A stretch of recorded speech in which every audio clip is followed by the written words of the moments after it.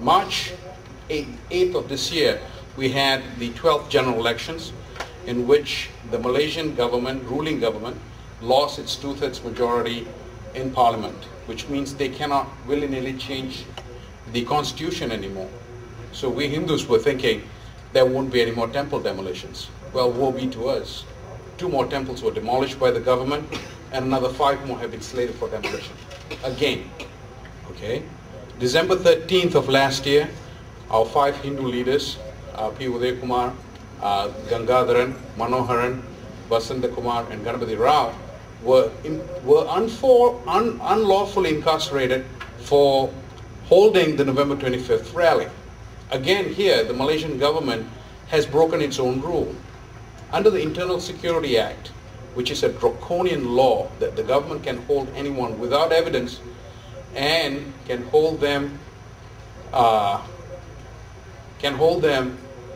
indefinitely, had to have a 60-day investigative period. Okay, and they violated their own rule. They did not have the 60-day investigative period and signed the 2-year detention order.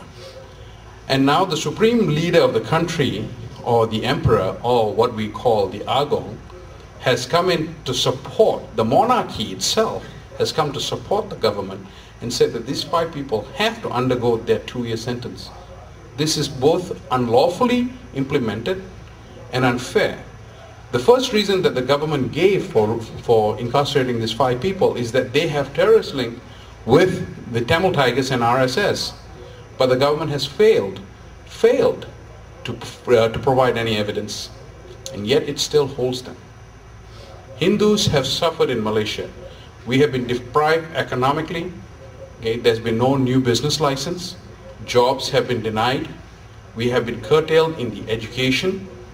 In 1957, 20% of the university students were Indians. Slowly got whittled down. In 1971 it was 10%.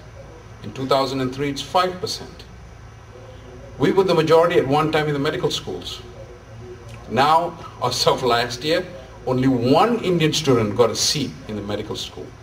Again, a government instituted insidious policy to deprive the Malaysian Indians and Malaysian Hindus.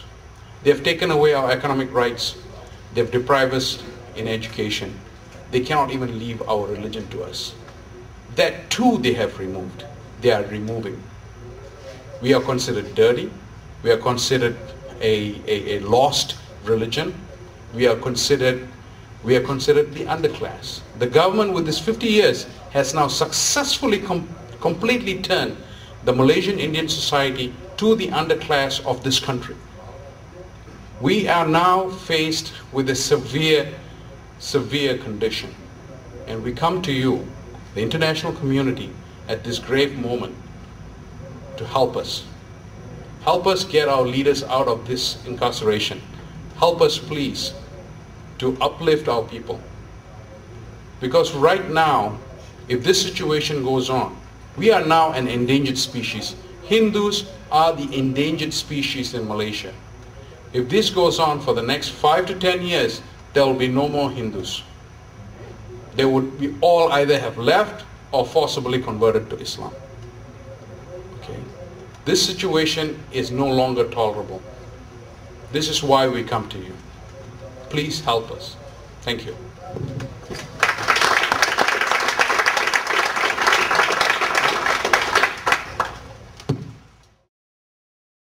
Malaysia is a little bit different from both Fiji and the situation in Jammu Kashmir. In the sense that when the Malays are all Muslims in Malaysia. They comprise about 60-65% of the population. When they formed an alliance with the Indians and Chinese to expel the British in '57, it had always been an uneasy alliance.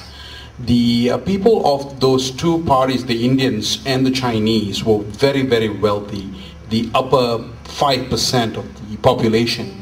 So they knew that if the Malay population came into full control, they would lose all their interest in their monies and their lands in the country.